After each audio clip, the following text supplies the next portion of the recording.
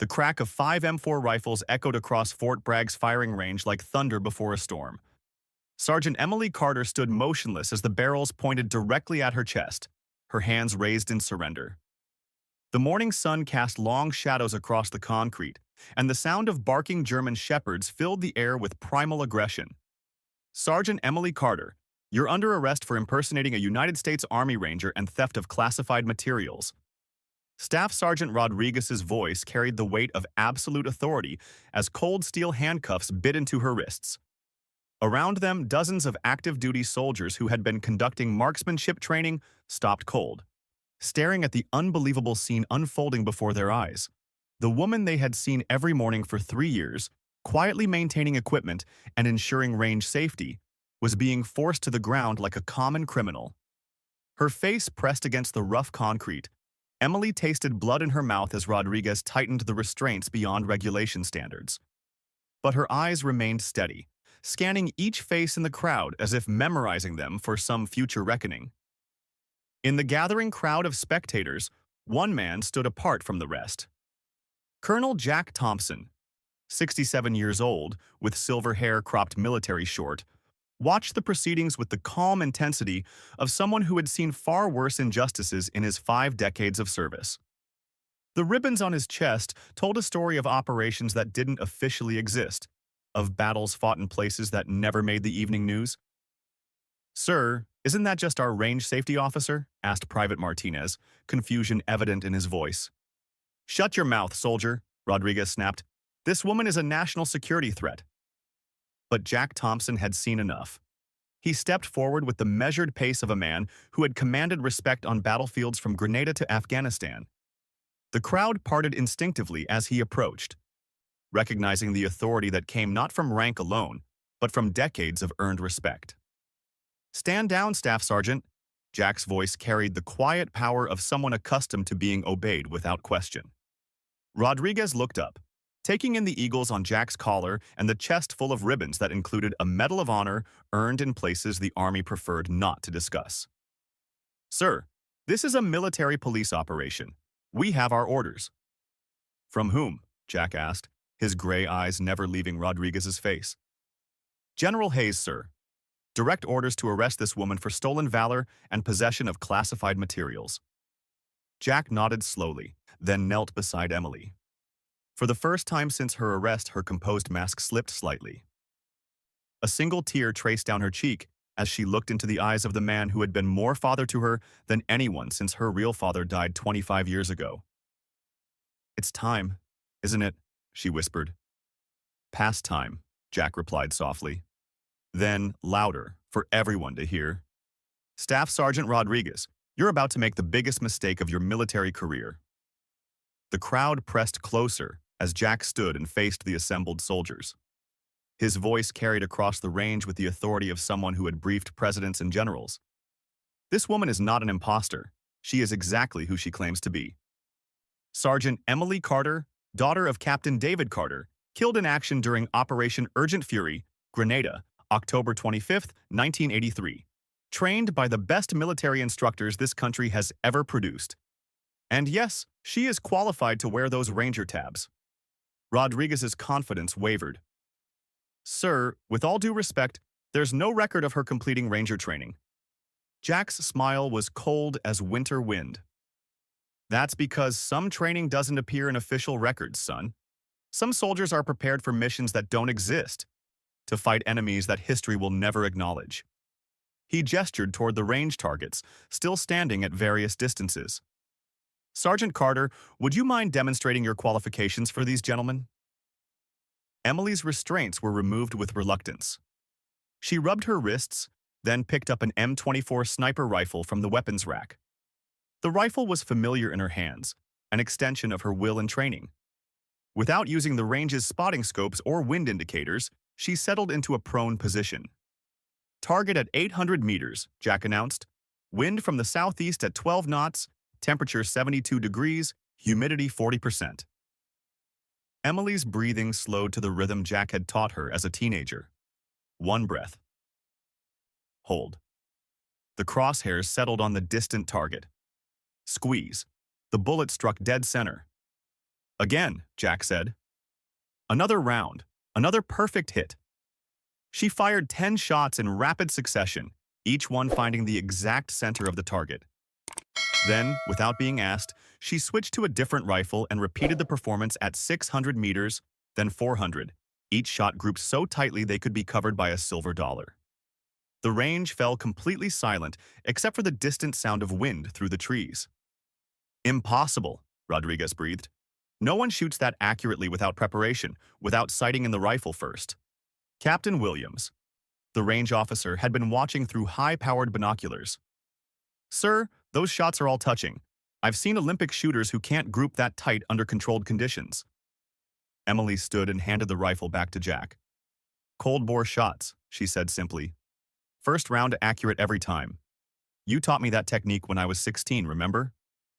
Jack nodded, his eyes never leaving the crowd of increasingly confused soldiers. Gentlemen, allow me to introduce myself properly. Colonel Jack Thompson, retired, former commander of Special Operations Group 6, also known as Ghost Team. From 1978 to 1987, my unit conducted operations that required a level of deniability the regular military couldn't provide. We were ghosts. We didn't exist on paper, we left no traces, and when we died, there were no funerals. He paused, letting the weight of his words settle over the crowd. On October 23, 1983, 2 days before the Grenada invasion, Captain David Carter was executed by enemy forces while conducting pre-invasion reconnaissance. His body was never recovered, his mission never acknowledged. But before he died, he managed to complete his assignment, identifying key targets and enemy positions that saved hundreds of American lives during the invasion. Jack's voice grew softer, more personal. David Carter was my best friend, my right-hand man, and the finest soldier I ever had the privilege to serve with. When he died, he left behind a 3-year-old daughter. I made him a promise that night over an encrypted radio as enemy bullets flew overhead. I promised him that his little girl would never be defenseless, that she would carry on his legacy of service to this country. Emily's eyes were bright with unshed tears, but her posture remained military straight. For 25 years, I have kept that promise. Emily Carter has been trained by the best instructors from every branch of our military. Delta Force taught her close quarters combat. Navy SEALs taught her underwater operations. Marine Force Recon taught her reconnaissance and intelligence gathering. And I taught her how to shoot. Jack turned to face Rodriguez directly. So when you ask for her credentials, Sergeant, understand that you're looking at credentials written in blood and sacrifice across 4 decades of American military operations. She has earned every qualification she claims, and more that you don't have clearance to know about. The silence stretched across the range like a taut wire. Then, from the back of the crowd, slow applause began. Master Sergeant Santos, a grizzled veteran of 52 with 30 years of service, was clapping slowly, respectfully. One by one, other soldiers joined in until the entire range echoed with the sound of respect being paid to a fallen hero's daughter. But the moment was shattered by the arrival of 3 black SUVs, their engines cutting through the applause like chainsaws, through silence.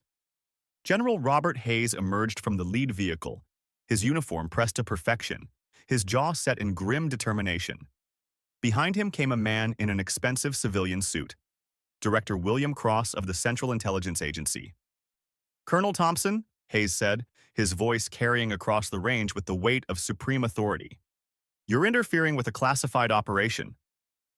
Jack's expression didn't change, but those who knew him recognized the subtle shift in his posture, the stance of a predator recognizing a threat. General Hayes, it's been a long time.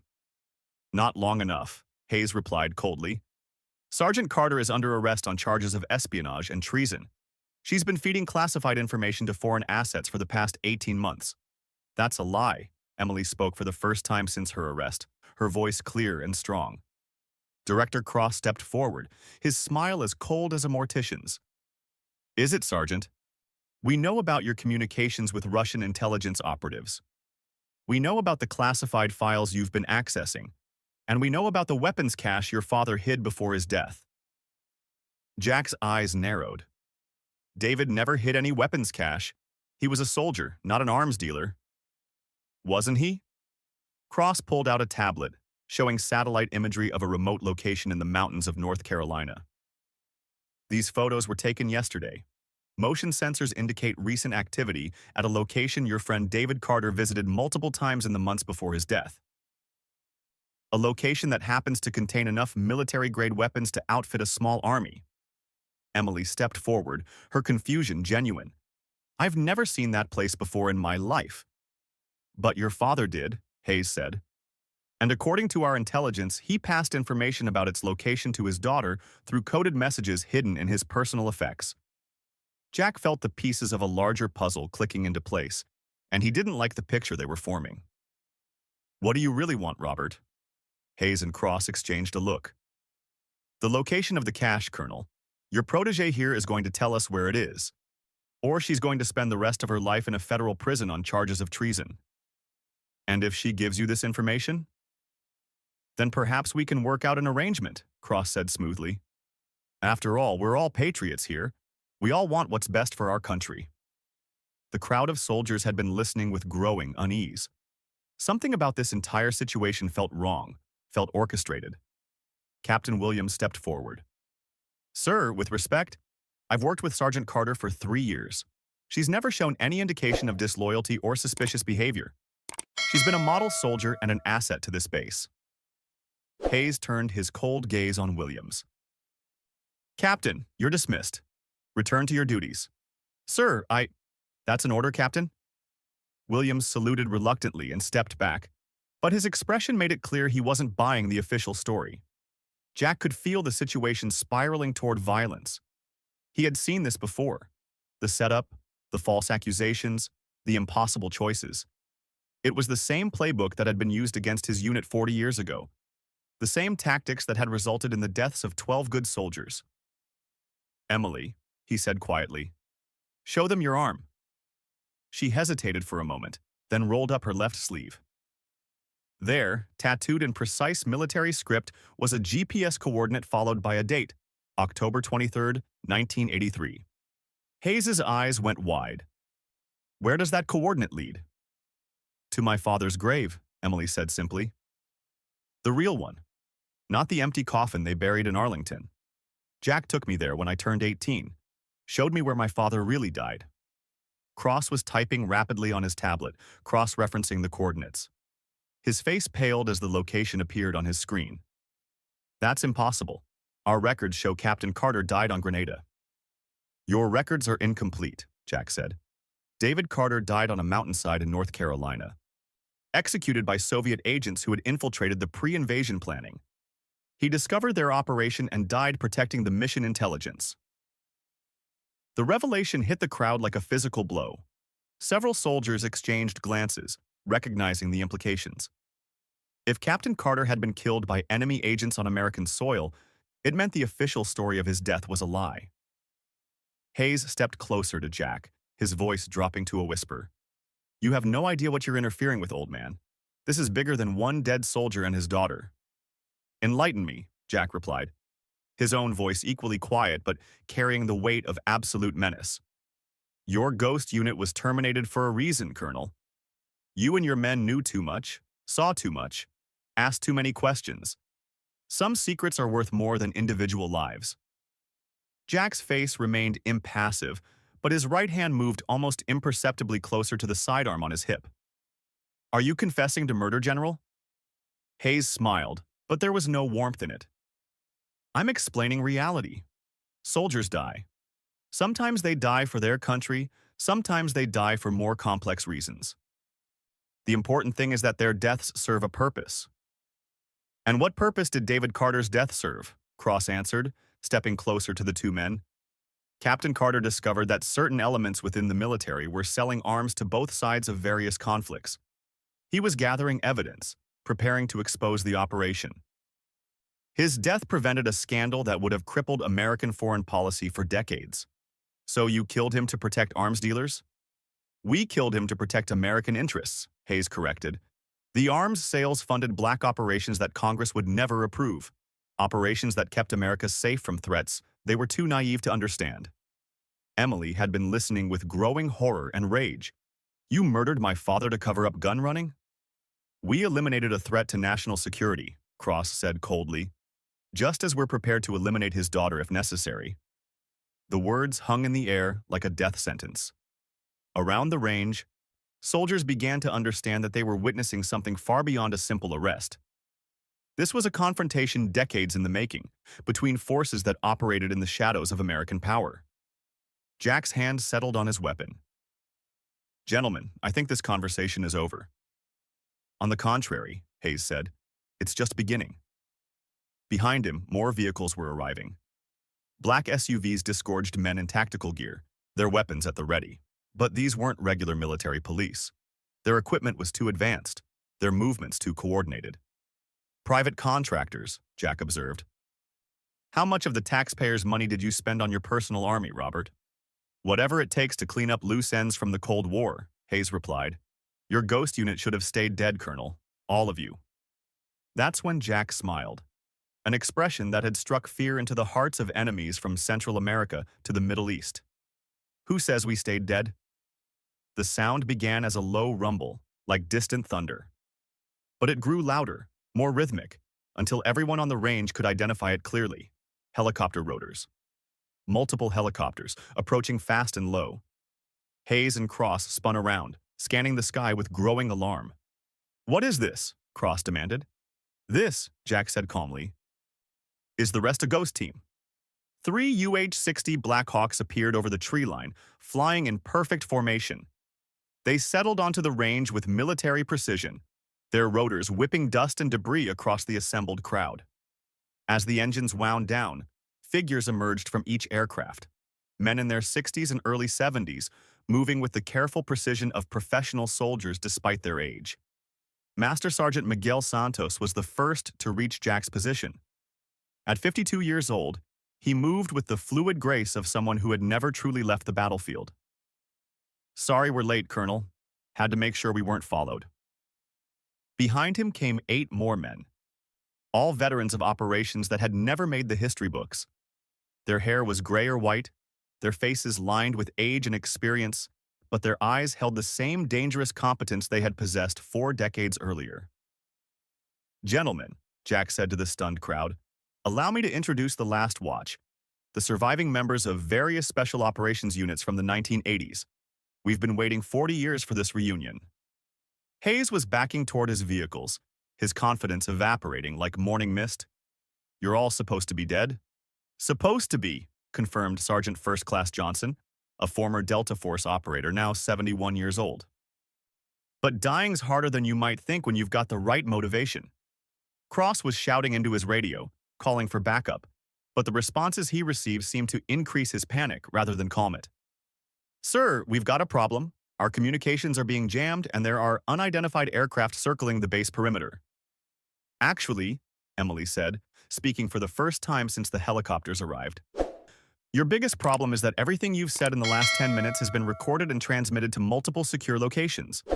She pulled a small device from her uniform pocket, a military-grade recording and transmission unit. Every confession, every admission, every threat you've made is now in the hands of the Senate Intelligence Committee, the Inspector General, and the Attorney General's office. Cross lunged for the device but found his way blocked by Jack Thompson.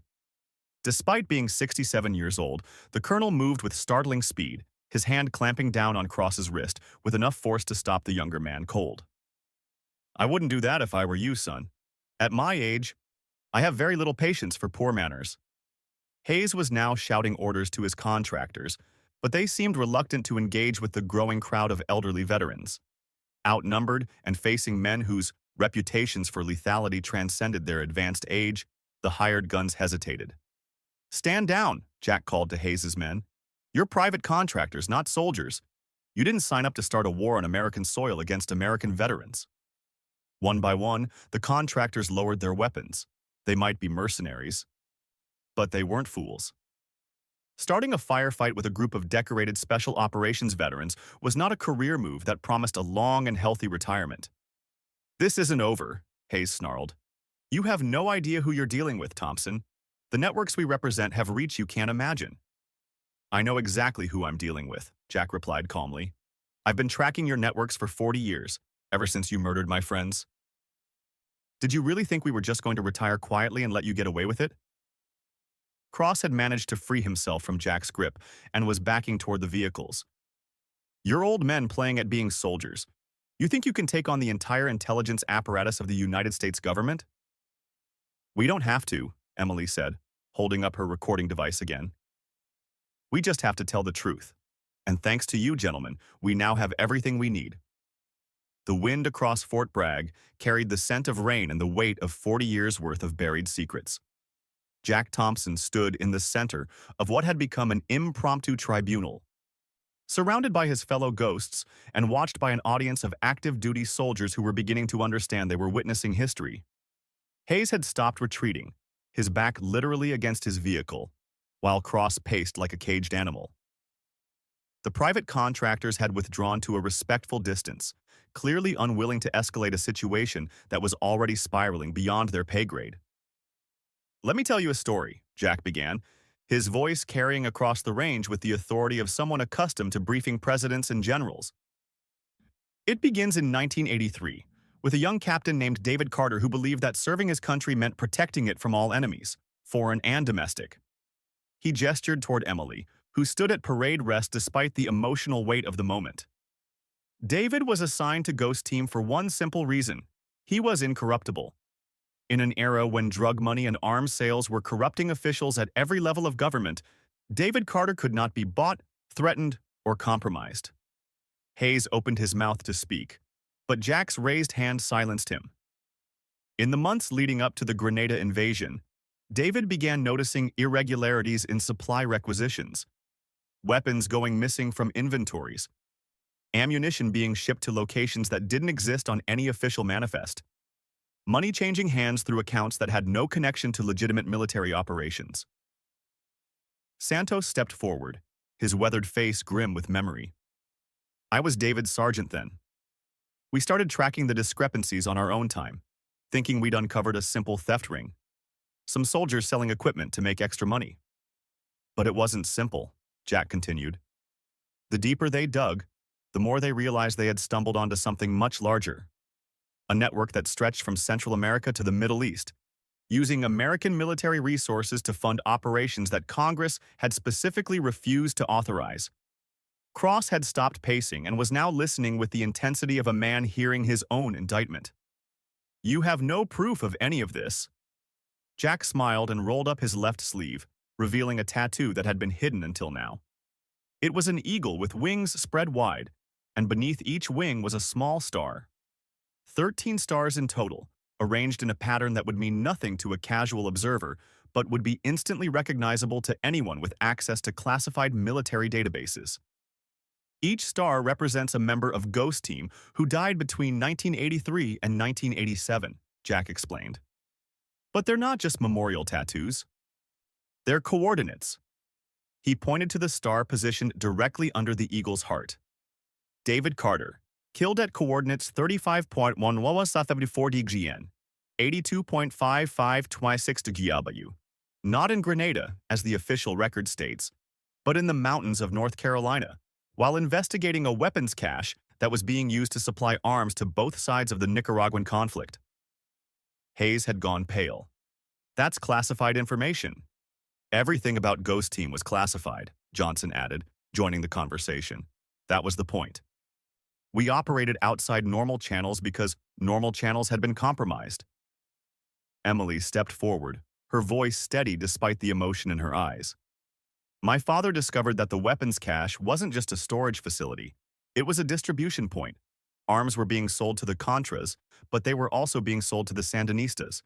The same people were profiting from both sides of the war. And when David threatened to expose the operation, Jack continued, he was eliminated, made to look like he died heroically in Grenada, when in reality he was executed by Soviet agents who had been informed of his investigation by someone inside the American intelligence community.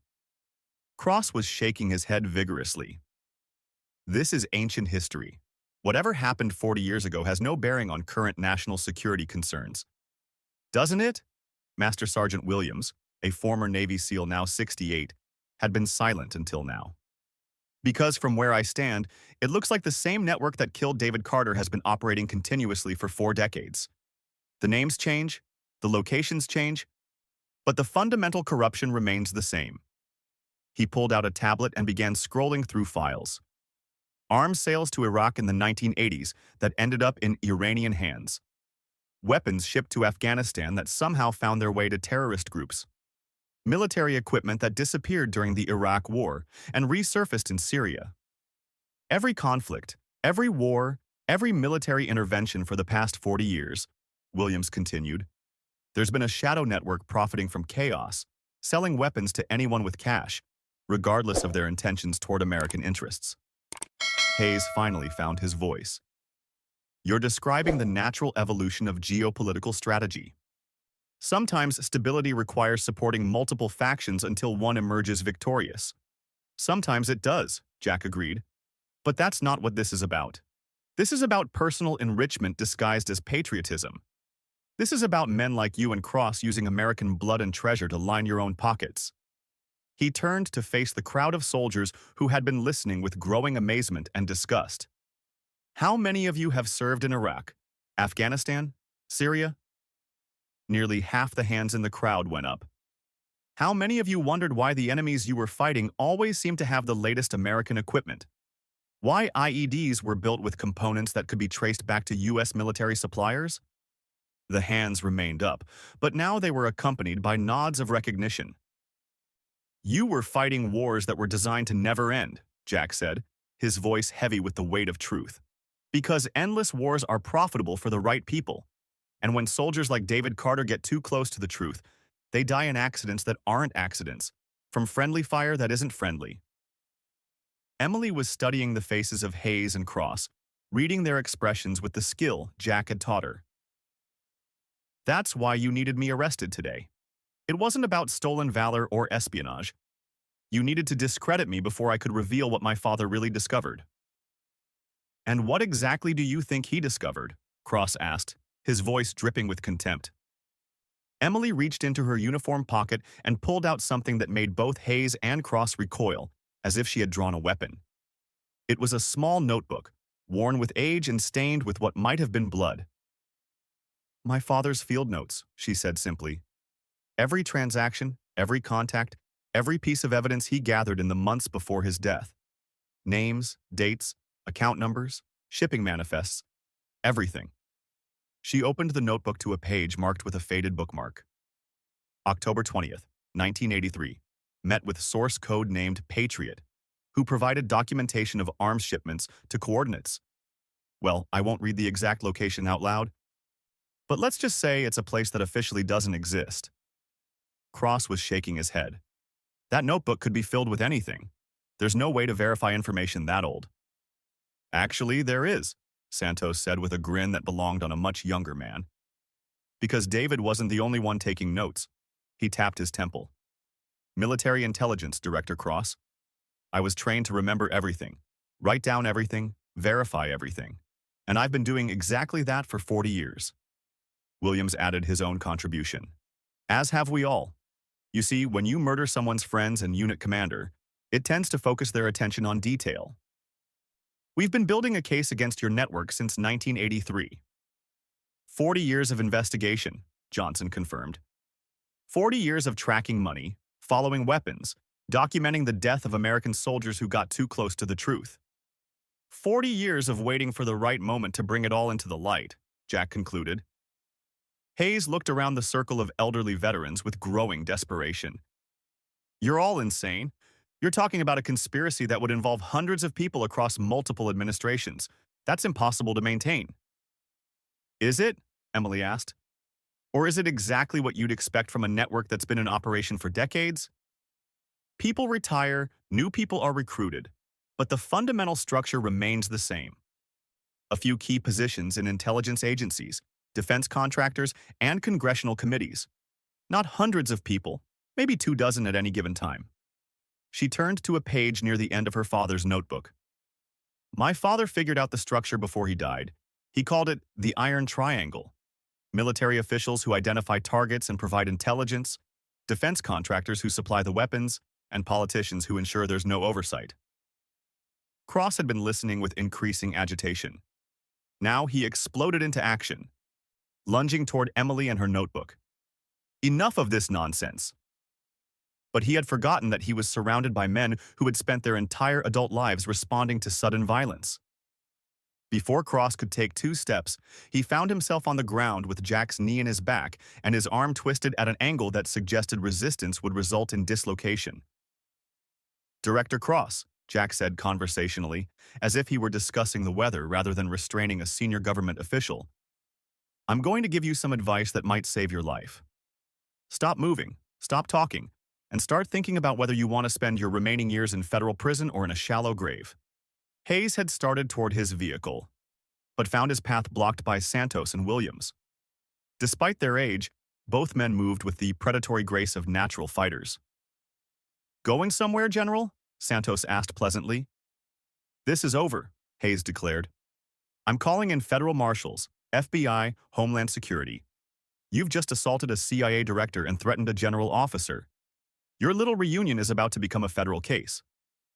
"Actually," Emily said, still holding her father's notebook, "I think you'll find that our little reunion has already become a federal case." She pointed toward the access road leading to the range. A convoy of black vehicles was approaching, but these weren't private contractors or intelligence agency operatives.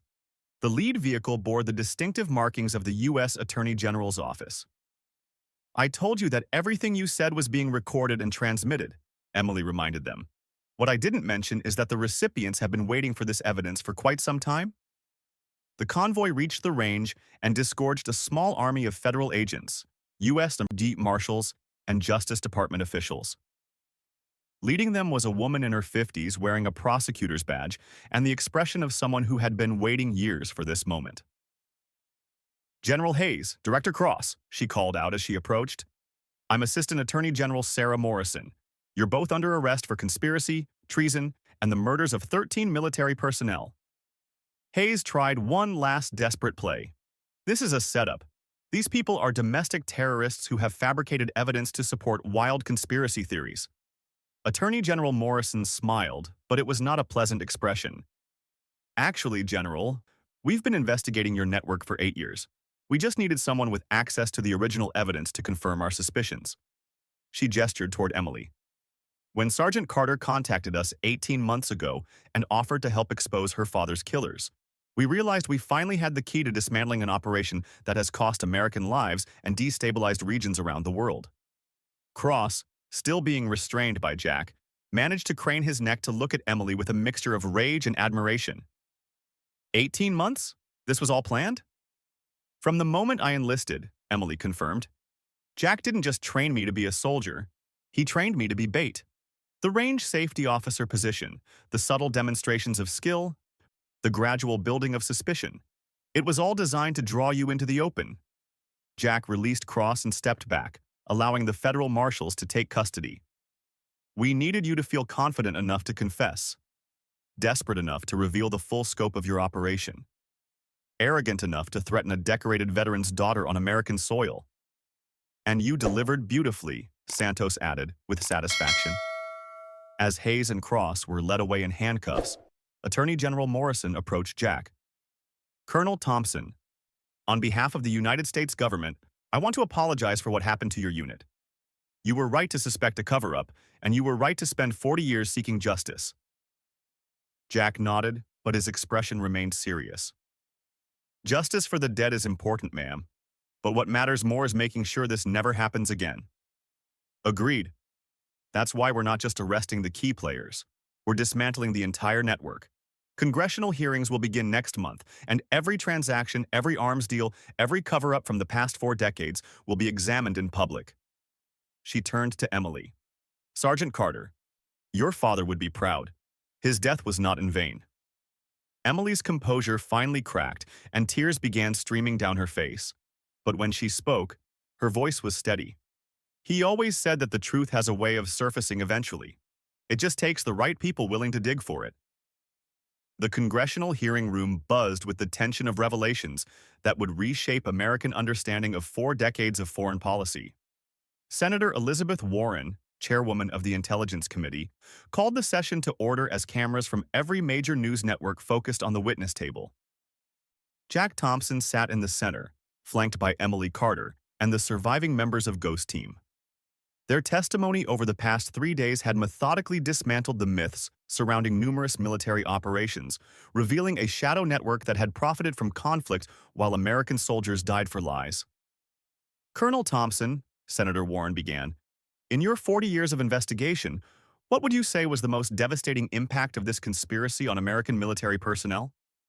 Jack leaned toward the microphone, his voice carrying the weight of accumulated grief. Senator, it's the betrayal of trust. When a soldier deploys, they believe they're fighting for American values, American interests, American security. Learning that their sacrifice was actually funding criminal enterprises destroys something fundamental about service. He gestured toward Emily. Sergeant Carter grew up believing her father died a hero's death fighting for freedom. The truth is that he died because he was about to expose arms dealers who were selling weapons to both sides of a civil war. That's not heroism. That's murder disguised as patriotism. Senator Marco Rubio, the ranking Republican member, addressed Emily directly. Sergeant Carter, some critics have suggested that your father's investigation was overreaching, that he was exceeding his authority by pursuing intelligence outside his chain of command. How do you respond to that? Emily's answer came without hesitation. Senator, my father swore an oath to defend the Constitution against all enemies, foreign and domestic. When he discovered that domestic enemies were using American military resources to fund terrorism and civil wars, he had a duty to investigate, regardless of what his chain of command preferred. The hearing had been preceded by 3 months of arrests and revelations that had sent shockwaves through Washington.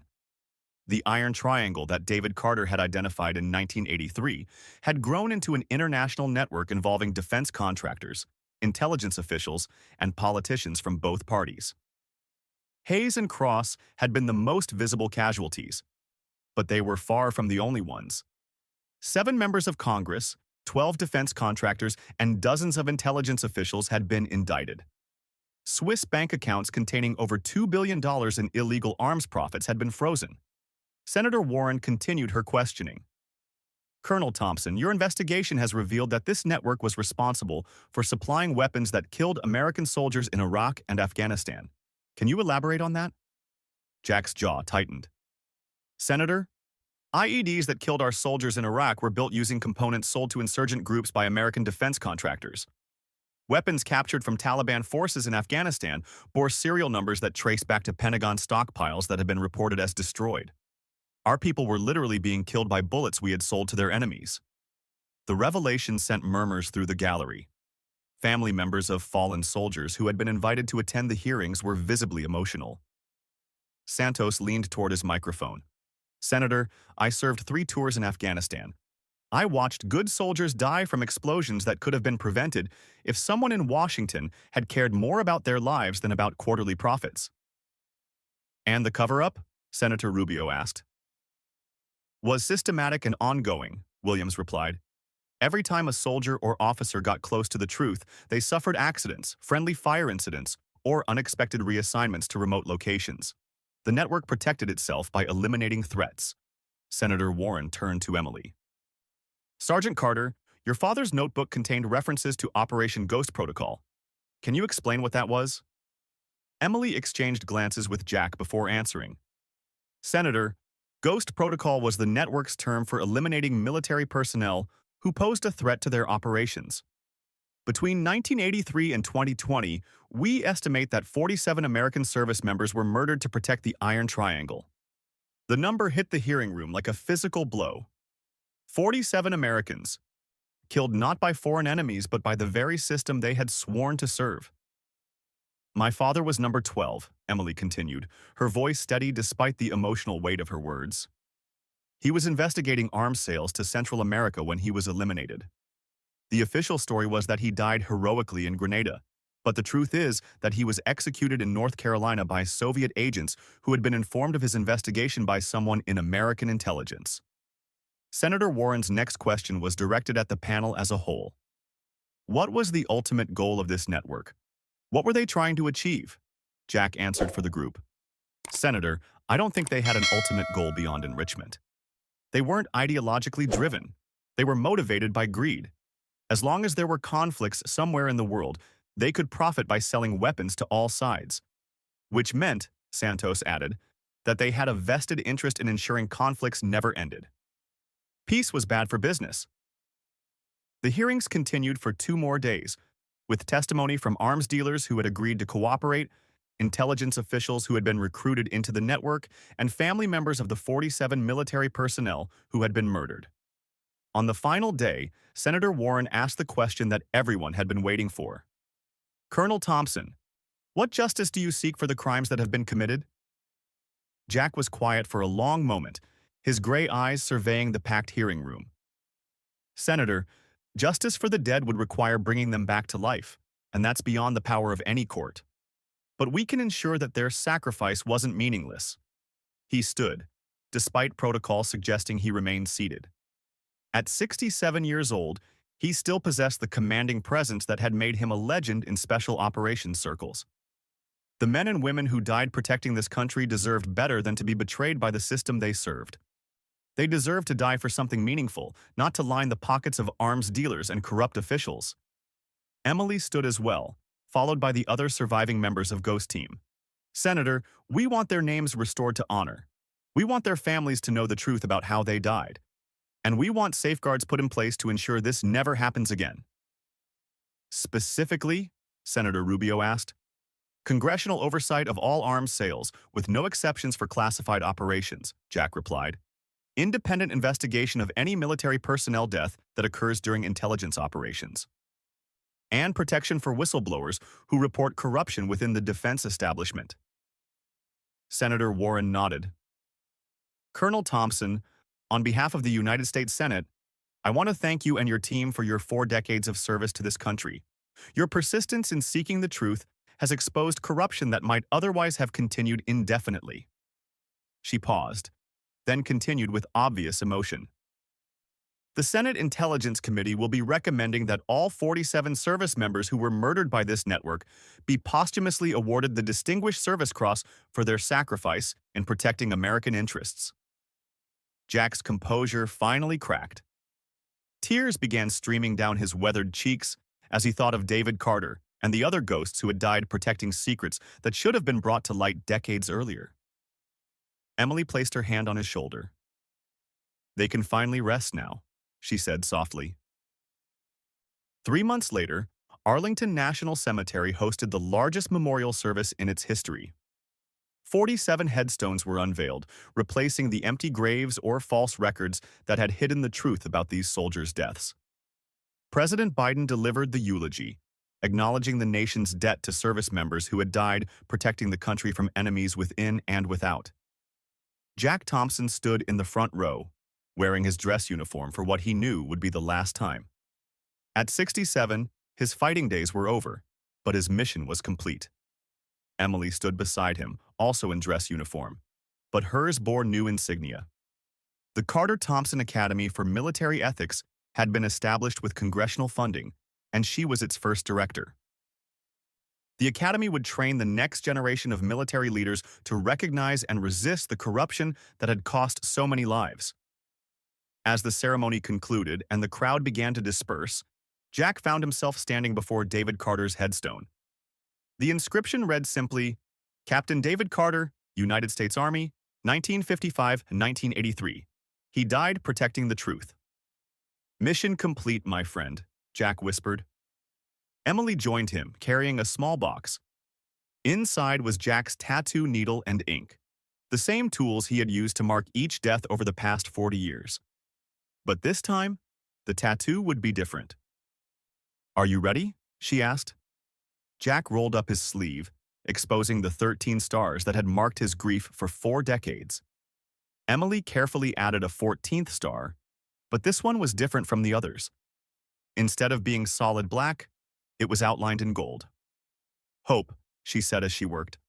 The hope that their sacrifice meant something. The hope that the truth eventually wins. The hope that the next generation will do better. When she finished, Jack studied the new star. Hope, he repeated. Yes, I think David would approve of that. They stood together in comfortable silence. Two soldiers from different generations bound together by shared loss and shared purpose. The ghosts of the past had finally been laid to rest, but their legacy would live on in the academy that bore their names and the safeguards that would protect future generations of American service members. As the sun set over Arlington, casting long shadows across the white headstones, Jack Thompson and Emily Carter walked toward their future, a future where honor and truth would triumph over greed and corruption, where soldiers would die for causes worthy of their sacrifice, and where the Guardians would never again be betrayed by those they served. The last watch was ended. The first watch of a new era was about to begin.